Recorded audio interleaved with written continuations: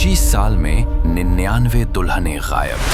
कहते हैं शादी के दिन जरा सी आवाज भी हो जाए तो ब्रह्म राक्षस दुल्हन को उठा ले जाता है। तो मेरा हमशक्ल है। ये नीवी है, अगले हफ्ते इसकी शादी है। देख लेना, ब्रह्म राक्षस अगला शिकार इसका ही करेगा। मेरी एक दोस्त है जो ब्रह्म राक्षस को मात दे सकती है।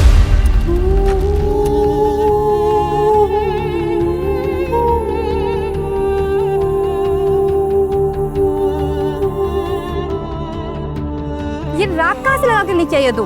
शमशान घाट से। शमशान? आज अगर ये राक्षस यहाँ पे आया ना, वो वापस नहीं जा पाएगा। मंदिर के चारों ओर मैंने सुपरसोनिक स्पीकर्स लगाए हैं। मैंने तो शरीर ही बदल दिया।